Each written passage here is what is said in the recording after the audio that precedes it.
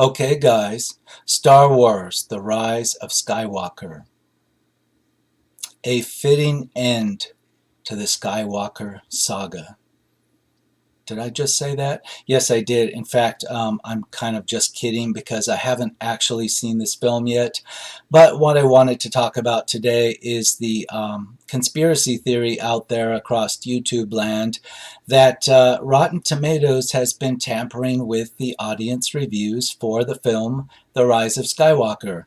Alleged in this conspiracy is that the phrase "a fitting end to the Skywalker saga" appears way too many times in 4 and 5-star reviews, and there are people out there with YouTube channels claiming that they are using a software package to scrape reviews in mass numbers from Rotten Tomatoes, and then they are assembling these reviews into keyword databases, and they're looking for patterns, and they are finding patterns. They are finding a lot of reviews, a lot of positive reviews above 3 stars, which happen to mention the same key phrases a lot of times.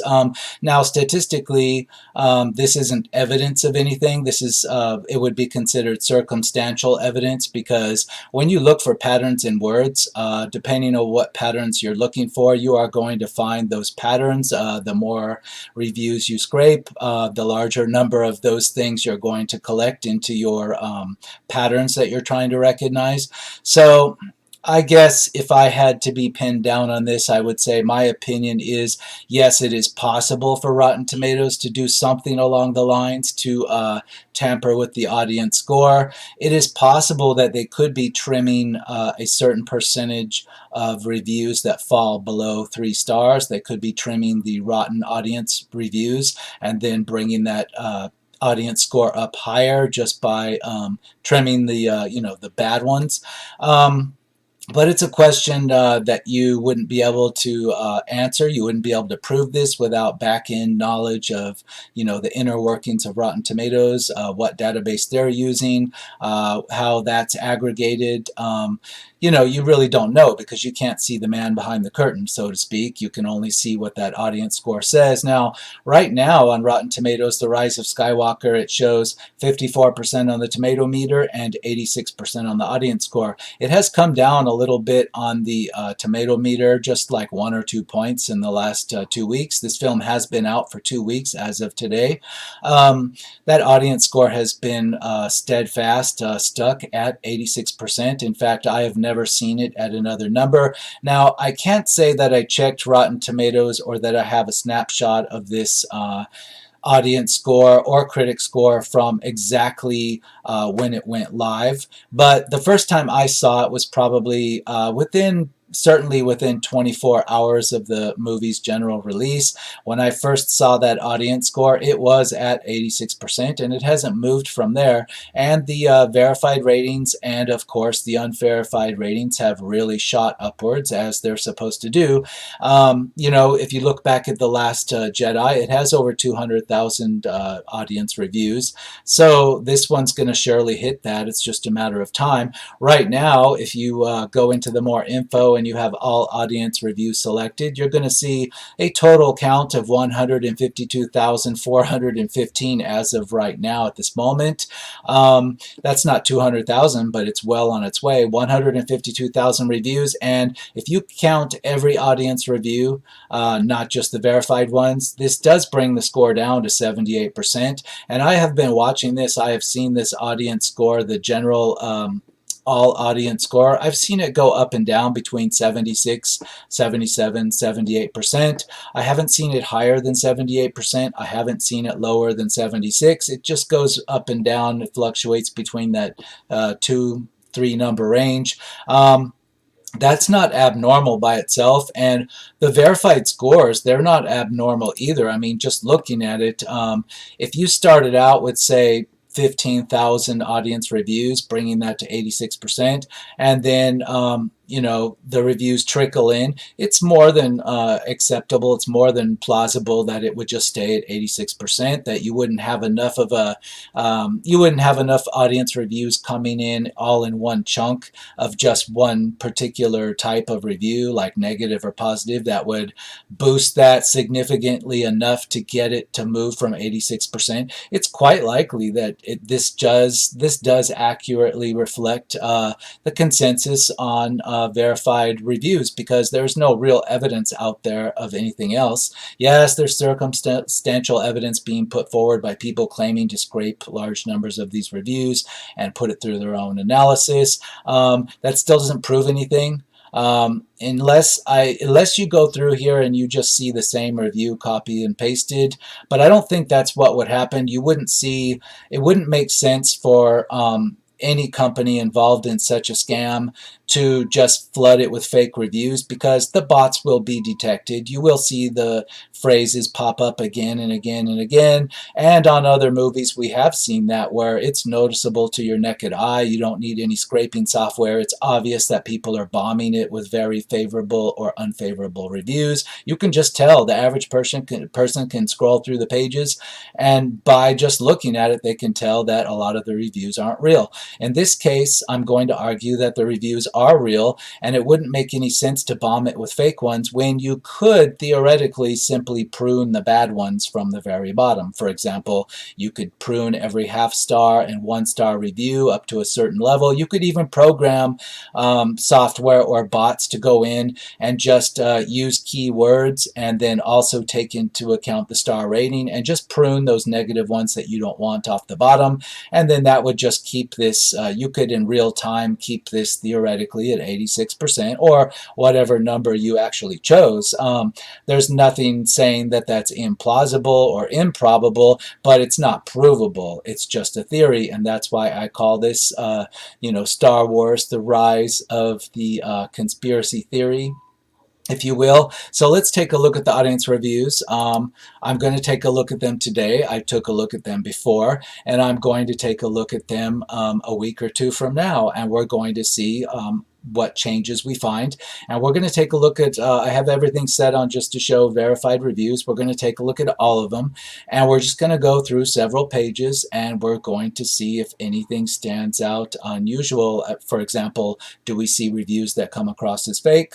Do we see reviews, low-starred reviews, that mention that previous reviews aren't there? You would see that if a lot of reviews were being trimmed, sooner or later you're going to have a lot of people online, or even on Rotten Tomatoes itself, talking about the fact that their reviews aren't showing up, or they're disappearing. So I haven't heard that yet. I haven't seen any videos on that. I haven't seen it alleged anywhere on forums so far. That doesn't mean it is or isn't proof that something is or isn't happening.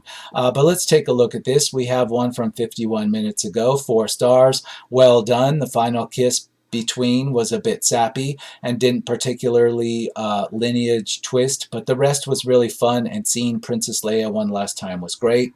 Okay, broken English, but we see that a lot on Rotten Tomatoes. I get tongue twisted often on my Rotten Review episodes just trying to read real people's reviews, because their writing skills really suck, or at least when they wrote their review they didn't put a lot of effort into it, so it appears their writing skills are really bad, and it's hard to talk. And you have people English as a second language posting English reviews, and they're not going to be real pretty in a lot of cases, and so it's still not evidence of anything. Let's move down, 3 stars. It was decent and better than Last Jedi. I really enjoyed the first 2 acts, but the last act just got too insane. Way too much thrown at the screen and kind of hard to follow. I literally thought I was going to see Jim Henson Muppets show up, because why not, Disney? They packed so much in that anything would have been probable at that point. Pretty sure there was an Irish hobbit mumbling at some point also. Well, this is obviously a negative review, and yet they chose to give it 3 stars. And so we may be also looking at something else going on, suspicious with, causing us to find something suspicious with Rotten Tomatoes. You will see people, and I've seen this on many films many times, you will see people leaving 3-star and even above 3-star reviews, and yet everything they're writing is negative. Everything that I'm reading is negative. It's giving you the idea that they did not like the movie that they saw, and yet they're still giving it 3 stars and above on the reviews. So you have to account for this as well. And I really have seen this a lot more in this direction than I've seen in the other direction. In other words, I've seen a lot more people talking down the film and bashing it, but yet giving it high numbers of stars, 3 stars and above, then I've almost never see anybody giving it 1 star and talking about how great it is. I can't even recall that happening or being a thing, and I've read a lot of these reviews on many different films, new films, old films, verified, unverified. So there's a lot of different things going on here before we can even get close to thinking we can prove anything. But there is that. Like I said, I just read this whole paragraph here, and it was a negative review completely, and yet he gave it 3 stars, and this is from a verified reviewer. So go figure. Let's continue. 2 stars. Extremely too loud. Fortunately, I brought earplugs that help to withstand the destruction of my inner ear. Too long, kind of boring. Well, the key part in that is boring, and they said 2 stars. Okay. 4 stars. Oh, so much is packed in here. At parts, it is obvious that JJ is pandering to the audience, but you know what? If you sit back and watch it with the innocence of a child, you will still love it. Okay, we've seen a lot of that. People say it's very packed with stuff. It's almost like 2 movies should have been made, but for whatever reason, it had to be in 1 movie, and it feels like that very much. And a lot of people also say just go in with an open mind and don't try to nitpick everything, and you'll enjoy it. So we'll see a lot of that. I can't agree or disagree personally because I'm going to be honest and say I have not seen this film. I'm not going to give you my opinion on the film. 5 stars. Thought it was one of the best. Liked how they tied all the story together and showed all the characters past and present. The special effects was great. 4 stars. Very action-packed, great special effects, and good continuity with the old story. Sometimes it was hard to hear the characters as there was so much noise in the background. We didn't see why Han Solo's son needed to die at the end, as he had just raised Skywalker from the dead. You know what, I'm getting the impression from some of these reviews that they're not really deep into the Star Wars lore. They get the basics, but they're what Star Wars fans would call normies. You hear that bandied about a lot online. People refer to themselves as fans and the other people as normies, and this movie, well, the normies enjoy it and we're true fans, so our opinion matters more. We have such a knowledge of the lore, and we've been sticking with this franchise for 10 years, 20 years, 30 years. I saw this when I was 7, or I saw it when I was 12, and I've been a fan, and I've read every comic, and I've seen the Clone Wars, and I've read all the novels, and so I'm not a normie, I'm a true fan, and my beliefs count more than these normies that just wanted to go into it and enjoy it as a movie and have only seen the movies. That's not really going to prove anything on Rotten Tomatoes, is it? But you see a lot of that brought up with people alleging a conspiracy on Rotten Tomatoes that, only the normies could go into it like this, so it's irrelevant largely. I'm not saying I agree or disagree on any of that. I'm just saying that it's irrelevant to proving some kind of problem with Rotten Tomatoes. And I will mention that when you take a look at The Last Jedi on Rotten Tomatoes, this is before The Last Jedi was released, before Captain Marvel caused a controversy, and Rotten Tomatoes decided to come up with their audience score verification system, or ticket purchase verification system. So there is no verified versus unverified audience reviews on The Last Jedi. However, The Last Jedi has kind of a reverse situation on Rotten Tomatoes. The critics said it was certified fresh. They had it at almost 100% at times. It's never dropped above what it needs to be as certified, which is, I think, 90%. It's currently certified fresh. It always will be, most likely. And yet the audience score is down in the 40s, and it has never climbed out of the 40s that I've ever seen. And the thing is with that is there are still many people alleging there's a conspiracy there, and that the hundreds of critics that were part of making that film certified fresh on Rotten Tomatoes were bribed or paid off or threatened, or they went along with it because they were afraid to give an honest review, or they were required to as a function of their job, or there's an angle that's been alleged that Rotten Tomatoes has picked the ones they knew would go along with their program and talk the movie up. There's a lot of stuff out there alleging different conspiracies on why the critic score is 92% certified fresh or 98% or whatever it happened to be, and the audience score is so rotten. Uh, but again, it's a conspiracy theory, and it's completely the same people alleging the conspiracy there are alleging that it's a conspiracy that Walt Disney Company tampered with the critics to, boost people's attendance at the theater to get them to buy the Blu-ray, whatever. But then at the same time, the same people alleging that conspiracy are alleging that in the case of The Rise of Skywalker, the same company, Walt Disney Company, decided to ignore the critics and not do whatever it was they did with them and just like target the audience score. Doesn't make a lot of sense. If you already had the ability to get the critics in the palm of your hand, so to speak, by whatever means, whether it's by, subtle merchandise you give them, easy access to other materials, straight up bribery, whatever it is you want to allege, the access media effect where they won't get interviews if they don't play ball with Disney, whatever it is you want to say that Disney put these critics in the palm of their hand. Okay, why were the critics not in the palm of their hand in this case 2 years later with the same company, with the same powers the same powers in place? Nothing has changed. If anything, Walt Disney has more power now than they did back then. Literally, that's the case in almost every way. So now all of a sudden the same company can't just get those same critics or the bulk of them on board, even to get it into fresh territory. They can't even get it above 60%.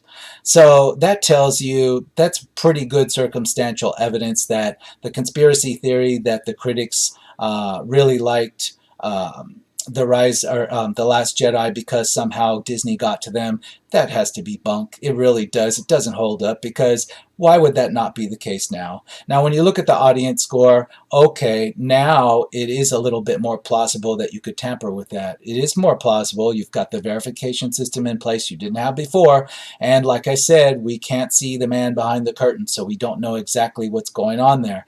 But even without that verification system, if you just go by general audience, you would have to just straight up be pruning the bad reviews on some kind of basis to be able to maintain an 86%, or even to maintain a general audience 76 to 78%. You would have to. That's the only thing that could be plausibly going on.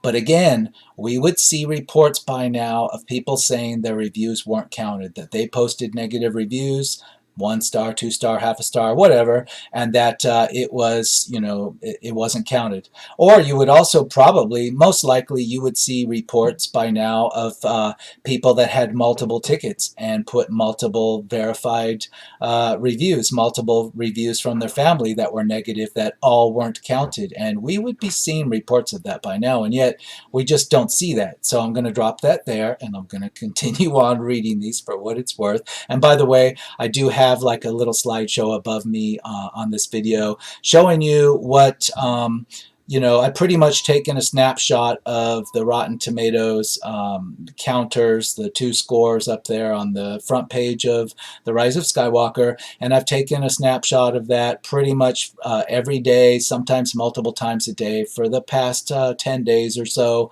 when people started alleging things were wrong, and other people have done this, and you'll see that slideshow above me as I talk. It doesn't prove anything, it's just showing that I'm keeping my eye on this, and I'm going to continue to do so probably for the next 2 weeks to see what happens. But yeah, you can see that slideshow above me, and the other people have better versions of it probably, but I'll just leave that there. Let's continue on. I'm just going to pick one, 4-star, verified.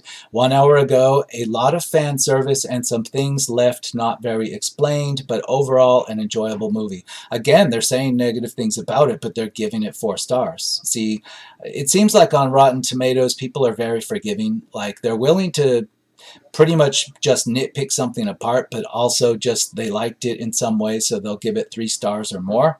4 stars, 5 stars. I've seen this with many movies, many movies. So there's that. 5 stars, loved it and saw it twice. 5 stars, easily the best movie since Empire Strikes Back.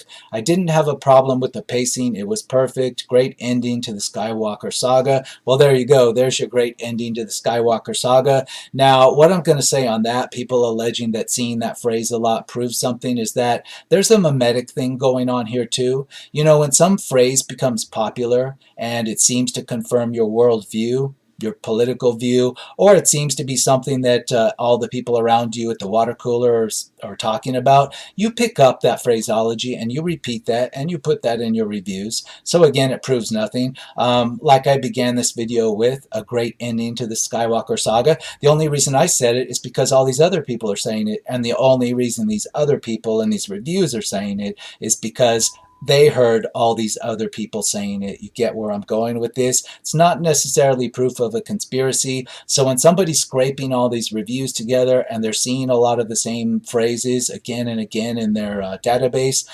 yes, you'll see this because this is how memes work. This is how people go and put Baby Yoda tattoos on their wrists, and a lot of people do this at the same time. Nobody went out there to all the tattoo parlors across America and suddenly told paid people or paid tattoo artists to tell people to get Baby Yoda tattoos, but people are putting Baby Yoda tattoos on themselves. Think about that. Nobody told them to do this, but they're all doing it, and a lot of that tattoos, that tattoo artwork, it looks exactly the same. But is that a conspiracy? No, that's how memes work. That's what's going on.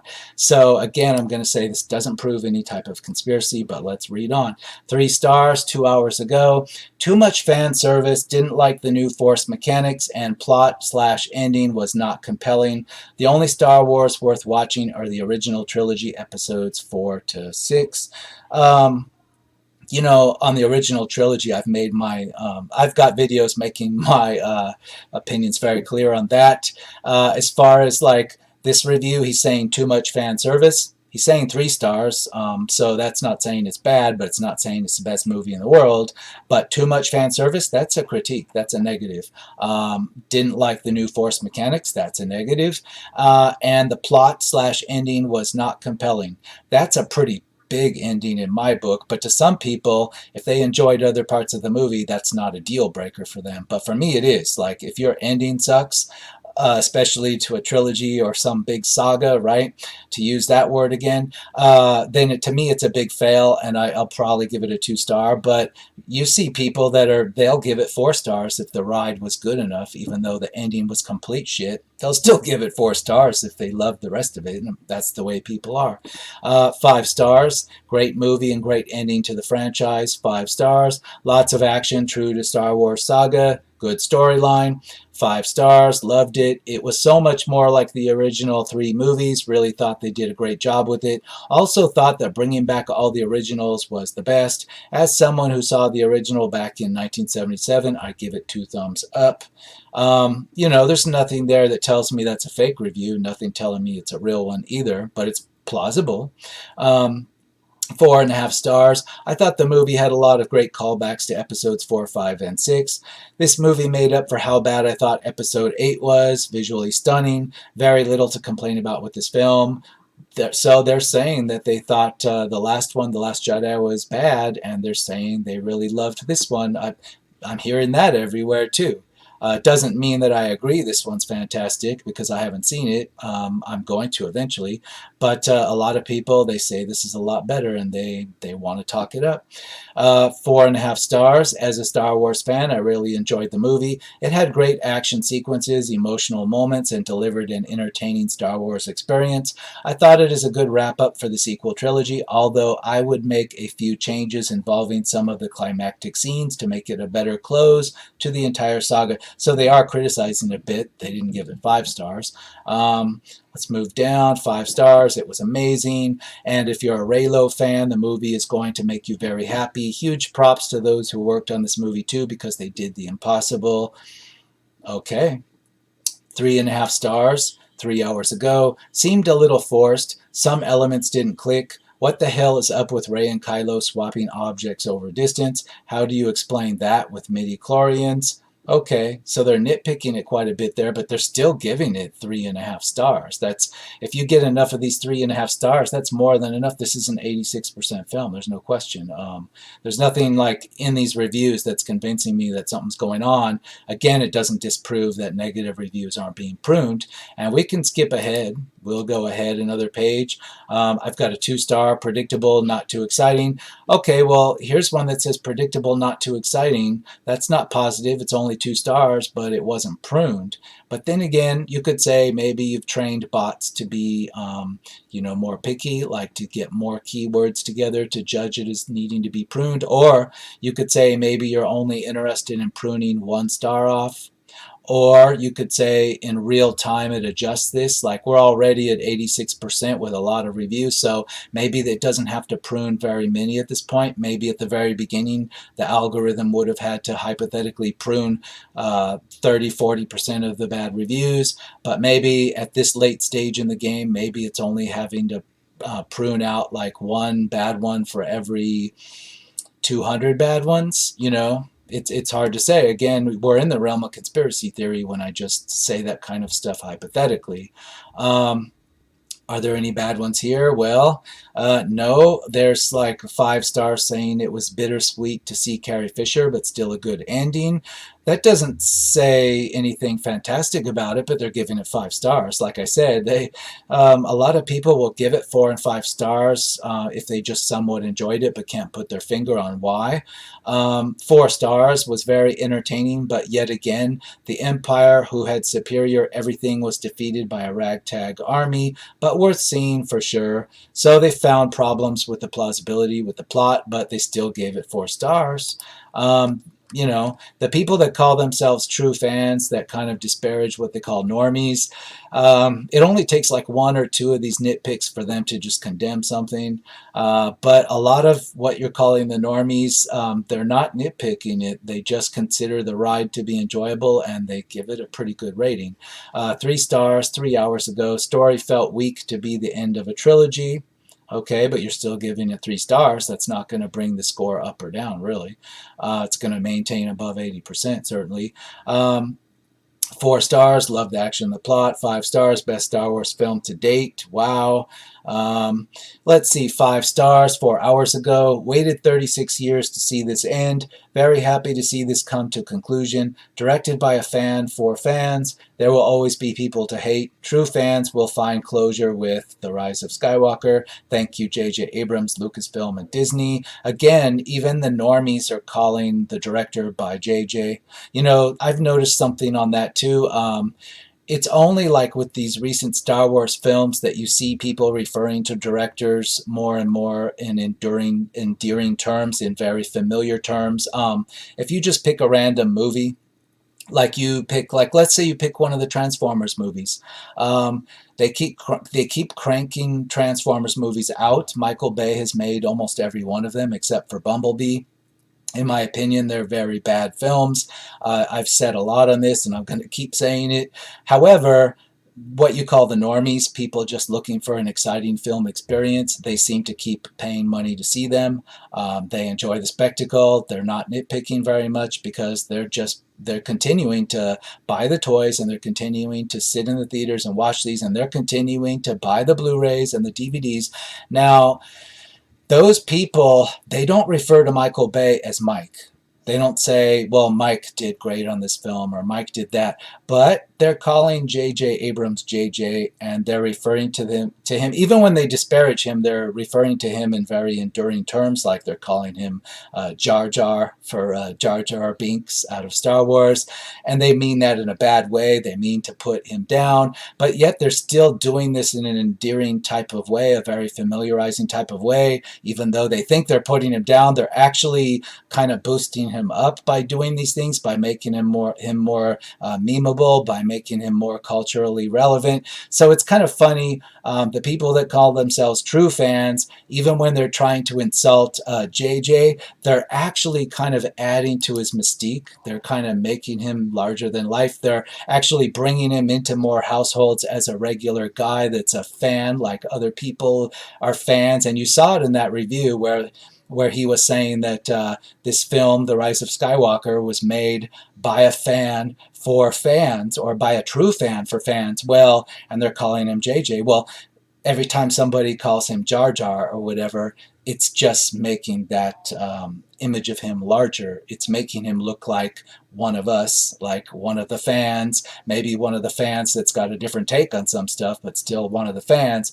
So I'm just dropping that out there. Ever since movies like the Star Wars films, the last two, you see people even with Rian or Ryan Johnson. Don't even know if I'm pronouncing which way I'm pronouncing it. Ryan Johnson, people are calling him all sorts of things, meant to be derogatory, meant to put him down, and yet it's actually made him more personable to people on social media, and it's made him more memeable. And even if the memes are bad, yeah, it's only boosting him up. That's the way it works. So it's kind of ironic that the people that are calling themselves the true fans and disparaging the normies and etc. I'm not saying I don't enjoy their opinions. I mean, I'm kind of fit in with them a lot of times with their opinion, but it's just that they're actually personalizing directors, whereas before in Hollywood, directors weren't personalized for people. George Lucas kind of became that, but it took a lot of different years. It took decades. He didn't start out, even with the original Star Wars trilogy, being called George by people. It didn't. That's not the way it happened. And now we're in the territory where you're actually boosting these directors and making them into household names by calling them JJ and etc. and Jar Jar. And like I said, Transformers. Nobody's calling him Mike. They're just calling him Michael Bay. Because, see, there's still that level with Transformers. It's a similar franchise designed to sell toys, and it's not as big as Star Wars culturally, but it's definitely trying. Now, Michael Bay hasn't become personalized like J.J. Abrams or like George Lucas or like Ryan Johnson. He's still just Michael Bay. Even if you don't like him and you can criticize his shaky cam and all this stuff, and I have criticized him many times, I'm still finding myself referring to him as Michael Bay, not as Mike. So just think about that for a minute, what's going on here on a couple of different levels. But let's continue on. We've got 5 stars saying everything about it was amazing. 4 stars, the fight scenes were awesome. The storyline wasn't the best, but overall, I loved this movie. Um, a lot of it's positive. Let's see, 1 star. Here's a 1 star. There aren't very many. 4 hours ago. So weak. The movie tried to go back in time, trying to make sense of what didn't make sense in other movies. A blown opportunity redeeming the franchise. That's pretty negative, and it's just 1 star, but it wasn't pruned out, if there is pruning going on. So, okay, 2 stars, 4 hours ago. It was entertaining and disappointing at the same time. The movie felt rushed and definitely a lot of plot holes. It's worth a watch. Well, here's somebody saying that they're disappointed, but it was entertaining. It felt rushed. It had plot holes. They're saying it had a lot of plot holes, and they're giving it 2 stars. Well, even a lot of 2-star reviews, they're not enough to bring this down. They're not going to take this into rotten territory. We're at 86% with we're at 78% with well over 150,000 audience reviews. It's not going to drop anything significant. And yet, even the 1 and 2 stars are just so outnumbered by the 4 and 5 stars, and they're clearly real reviews. I mean, yes, you can say you can program bots, but just to be able to make these, even with the bad grammar and stuff, look real, no, I don't buy it. 5 stars, 5 hours ago. Perfect ending to a great series. Love Star Wars. Love that it stayed busy throughout and not very many lows in the story. Only thing to dislike is the 25 minutes of mind-numbing commercials. Yeah, well, I think that's a nitpick of almost every movie out there now. It's like, you don't even have to be on time. You can be 20 minutes late and the thing hasn't started because you've been watching trailers the whole time and every other thing the theater wants to put out there. Yeah, that's a bad one. I don't know. That's been the case in the theaters for so long now. It's almost a conspiracy of itself. Like, who decided that, we're supposed to show up at 7:30, a movie's supposed to start at 7:30, and, you don't actually have to be in the seat until 8:05. I mean, it's pretty bad. 3 stars, 5 hours ago. Choppy storytelling, still 3 stars, though. That's not going to bring anything out of 86%. 1 star 5 hours ago. Boring. Stop the series, please. You have killed how good the first 3 were. Boring's a pretty strong word to use. It'd be considered pretty negative by any marketing team out there. Why wasn't it pruned? Yeah, it's a stretch to say that they're even pruning. When a bad one pops up, it's a pretty serious bad one. And keywords, it should have been pruned, but it wasn't pruned. I don't know. I'm looking at these and I'm not saying it's impossible. I'm not saying that it's not plausible in a lot of ways. Yes, we don't know what's behind the curtain on the system. They could be pruning negative ones, but it's going to get harder and harder to prove the more audience reviews come in, because it's going to require pruning very few of them to keep this propped up, throughout its theatrical run. How long is this going to stay in the theaters? I don't know. Even if it stayed in the theaters a solid 3 months, it's not likely people would be able to bring this down with their reviews, even if a whole lot of low-star ones came in. We've got so many under the belt already.